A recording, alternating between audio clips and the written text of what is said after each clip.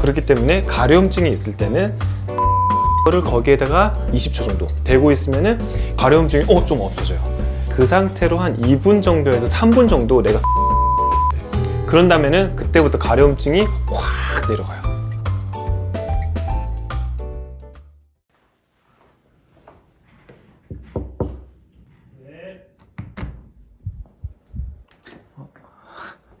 안녕하세요, 원장님. 예, 안녕하세요. 뭐 하고 계신 거죠?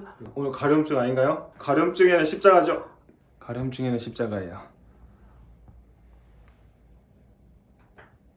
인트로 이렇게까지 가야 되는 건가요?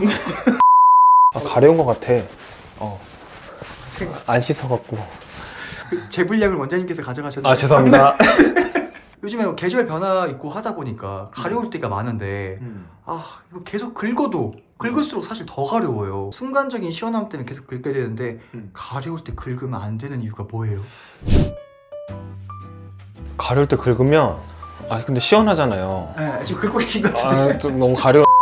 이제 모기가 이제 오는 계절이 됐잖아요. 네. 그럴 때 이제 십자가 딱 하면은 왠지 좀 개운한 것 순간 같고 시원하고, 순간 맞아요. 시원하고. 네. 근데 이제 한 10초 지나면 또 가렵고 막 그렇잖아요. 네.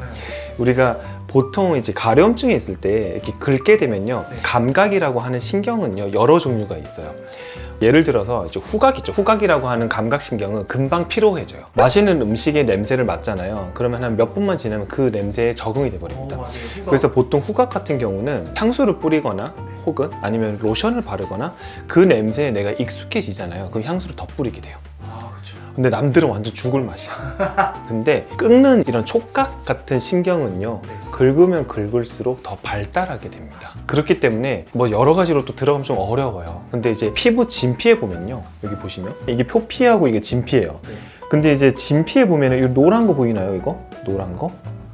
이 작은 거. 네, 이게 신경이에요. 이게 신경인데 우리가 원래는 진피에만 있어야 되는 이 신경 말단 섬유들이요, 네.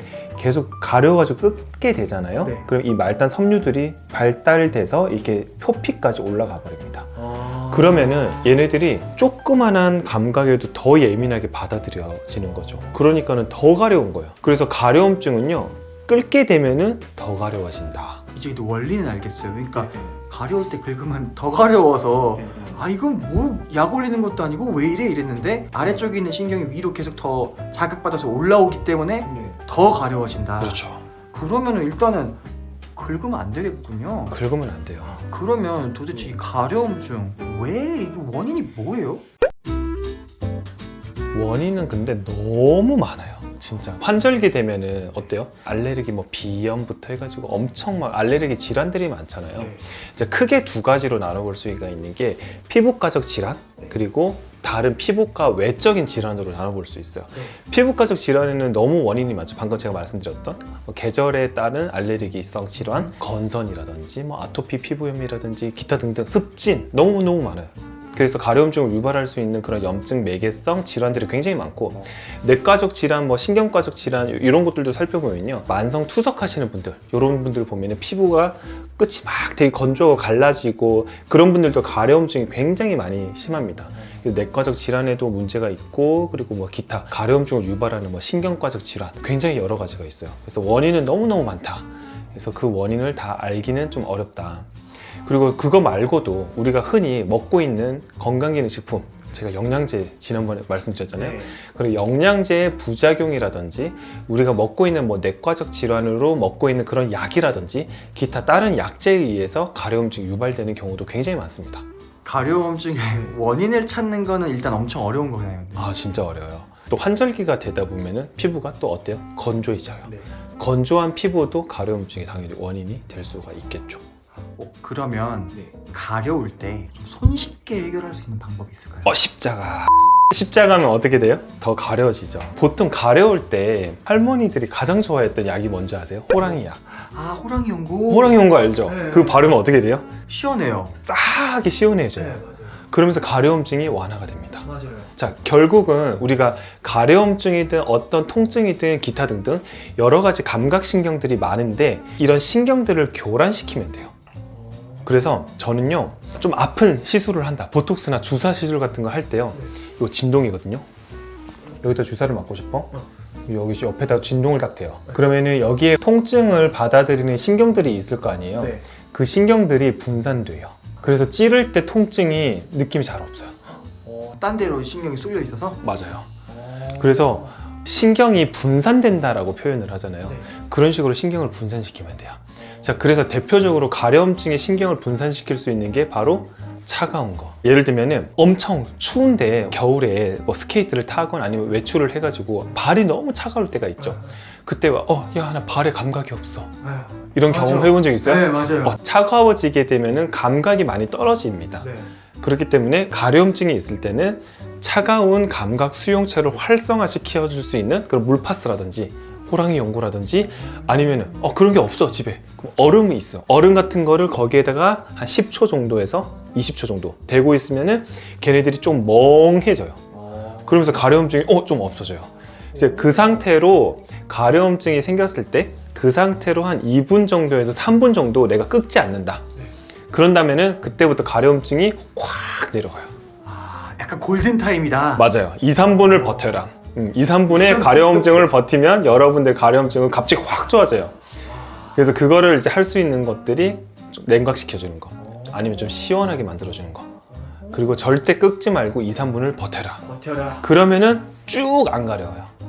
그걸 못 참고 긁으니까 그 가려움의 악순환에 계속. 맞아요. 계속 십자가 만들고 있으면 그거 계속 생각도 나. 그쵸? 그리고 아까 제가 설명드렸던 신경 말단 섬유들이 좀 자라나면서 표피에까지 또 올라올 수가 있다. 그래서 가려움증이 더 악화될 수 있다. 이해도 쏙쏙 되면서 팁도 간단하네요. 예, 그러니까 신경을 분산시키는 거예요. 물파스 바르던지 아니면 호랑이 연고 같은 좀 파스 같은 거 잠깐 바르던지 아니면 얼음 같은 거 대서 차갑게 해서 어떻게든 2, 3분을 버텨라! 예, 근데 그럼 뜨거운 거 하면 안 돼요? 뜨거운 거 해도 돼. 뜨거운 거 해도 돼요? 뜨거운 거 해도 되는데 그걸 화상 입잖아. 뜨거운 거 하려면 좀 화끈하게 뜨거워야 되는데 화상을 입어요. 그렇게 되면은 안 되니까 우리가 좀 차가운 걸로 하는 게 훨씬 더 안전하고 그리고 또 신경을 또 분산시키는데 효과가 있다.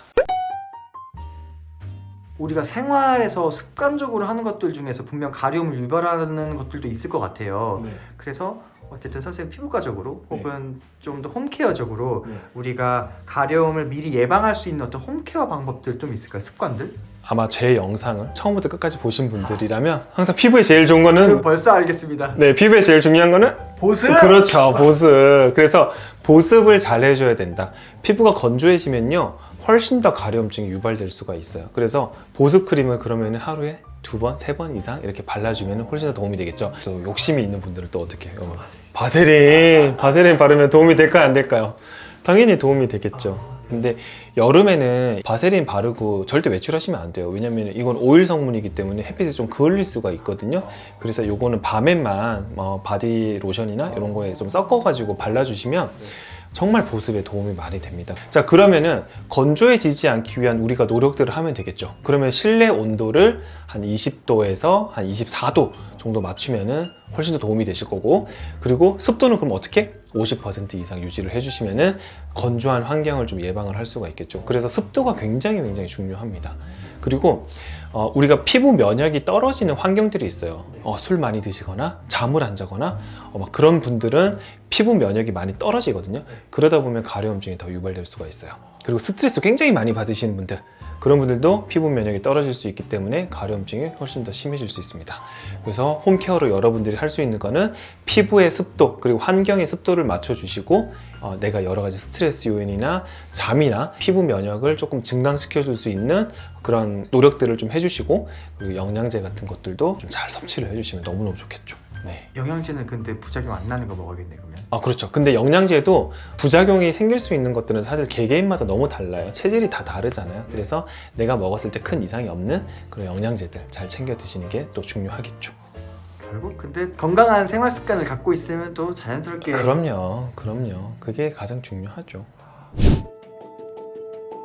자, 오늘은 제가 가려움증에 대해서 말씀을 드렸는데 사실 가려움증이 생기는 원인은 너무너무 다양해요. 그러니까 일반적으로 피부과적 질환도 있을 것이고 피부과의 외적인 그런 질환들을 가지신 분들이 또 가려움증을 유발하는 경우가 많기 때문에 내가 어떤 내과적 질환이 있거나 혹은 피부과적 병변이 있거나 했을 때는 그 기저 질환을 치료하는 게 굉장히 중요합니다. 실제로 당뇨병에 있는 분들도 가려움증이 많이 생기는 경우가 생각보다 많거든요. 그래서 그거는 이제 그쪽 분야의 전문가 선생님들이랑 본인의 내과적 질환 혹은 기타적 그런 질환들을 좀 배제를 시키신 상태에서 가려움증을 해결을 하시는 게 또 중요하고요. 그 외에도 가려움증을 유발할 수 있는 뭐 건조해지는 것, 피부가 좀 건조해져서 생길 수가 있고 혹여나 내가 먹고 있는 건강기능식품이나 다른 뭐 약들 그런 걸로 인해서 또 가려움증이 유발이 될 수가 있기 때문에 내가 먹고 있는 약 중에서 변동이 있었던 그런 약들이 있는지 한번 체크를 해보시고 그것 때문에도 가려움증이 유발될 수 있기 때문에 그런 것들을 꼼꼼하게 한번 살펴보는 것도 되게 중요할 거라고 생각을 합니다. 그리고 내가 열심히 내가 가려움증을 해결하기 위해서 할 수 있는 홈케어는 첫째도 둘째도 셋째도 당연히 보습이고요. 내 피부의 보습뿐만 아니라 내가 생활하고 있는 그런 환경에도 습도를 잘 맞춰주시는 게 가려움증을 해결하는 데 큰 도움이 될 것 같습니다. 오늘 영상은 가려움증에 대해서 말씀드렸는데요. 오늘 영상이 도움이 되셨다면 좋아요, 구독, 그리고 알림 설정까지 부탁드리고 주변에도 많은 공유 부탁드리겠습니다. 오늘 영상은 여기까지 하겠습니다. 안녕!